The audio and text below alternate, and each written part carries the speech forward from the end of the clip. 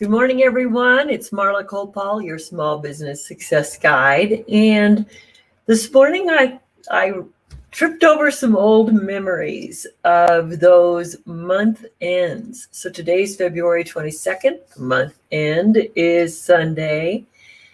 And if any of you are in a small business or sales, there's a lot of things that you're doing to close up your month.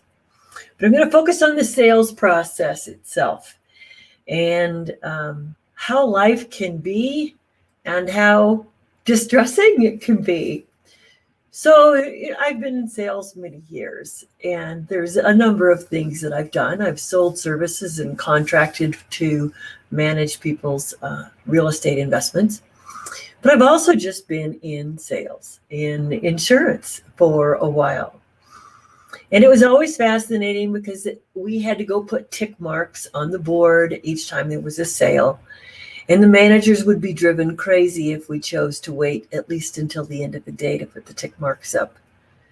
So I didn't get satisfaction out of putting tick marks up because it just was awkward to me. It was like, okay, I'm competing against all these other people. And in sales, truly the only competition is yourself.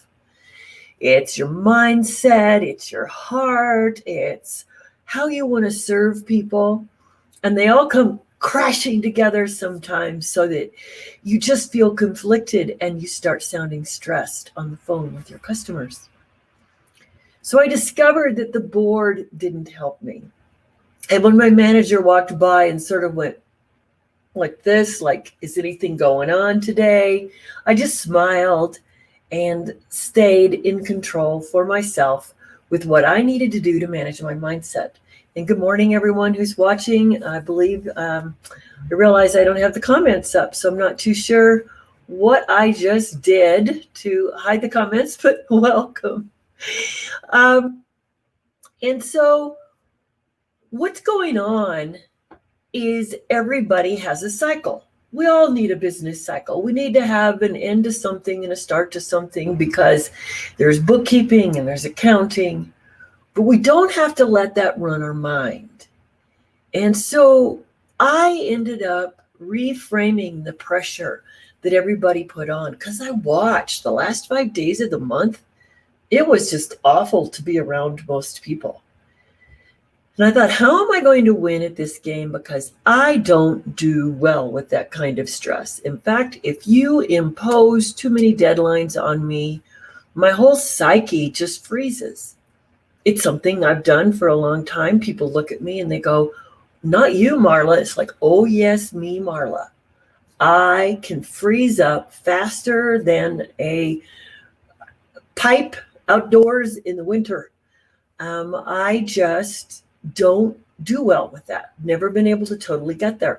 But what I did get to was how I was going to reframe my life. So I remember that in my prior life, I was in property management and we collected all the rents the first 5 days of the month. Well, I thought, why don't I make the first 10 days of the month the most successful for me? Now, I'm not going to sandbag sales from the month before, but what can I do in the first 10 days of the month to accelerate and not wait around?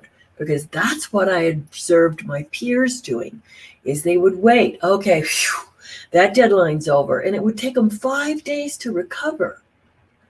Well, first of all, no deadline should take up 5 days of the next month, because now you're down to maybe 25 days to operate. It's not cool. So you have to plan ahead. How am I going to reframe this and make myself not stress out the last 5 days so that I have to lose 5 days to remake my income? So there's so many ways we can reframe a month, but that's up to you as to how you want to do it. But I know that I don't feel good if I'm in a contest. I don't feel good when I see my friends spamming their last minute, let me cram out, see how many more sales I can get for the end of the month. I do want to see those sales come in, but I don't like the urgency with which everybody thinks I am not a success if I don't do this month, and I now only have 5 days to do that. that eats away at a lot of health, that eats away at a lot of opportunity to celebrate with your family, and it creates missed time with those you value. So I could go on and on because it is kind of a phenomenon we see. We accept deadlines as stress points.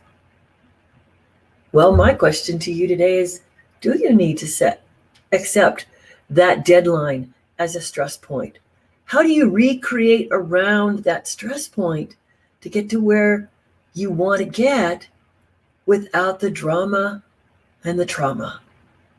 So instead of going, oh my God, it's the end of the month, what could you do at the first of the month that would help you get there? So I have an offer today, and I have an opportunity to help you all get to yes faster. I really do know that some of the tactics and conversations and ability to communicate with people that have worked for me for years, but when I've shifted to online, it's not been easy. It's been pretty tough. And I realize that vulnerability is not something I like to admit, but I'm admitting it. It's been sucky for the last few months to try to get to where we want to get, to walk out of the pressure of month-end deadlines, to walk into whatever new formats I could walk into. And I have to say that I really like where I'm getting. I'm not 100% there yet, but I have a lot of peers that we're all pulling together and we're doing some of the same stuff. So if I can help you, I really do have some tools that can help you let the end of the month not stress you out, show you how not to spam your friends, show you how not to plead for sales with, oh, I'm in a contest. It's not where you want to be. It's not a good place to be mentally, emotionally, or even to demonstrate your professionalism. So if I can help, I want you to put yes in the comments under this video today, or put a couple of X's there, and then I will personally share a free opportunity for you to explore something more and understand some of the tools I'm using so that I don't have to go, oh my God, it's the end of the month. What do I do next? See you all tomorrow. Bye-bye.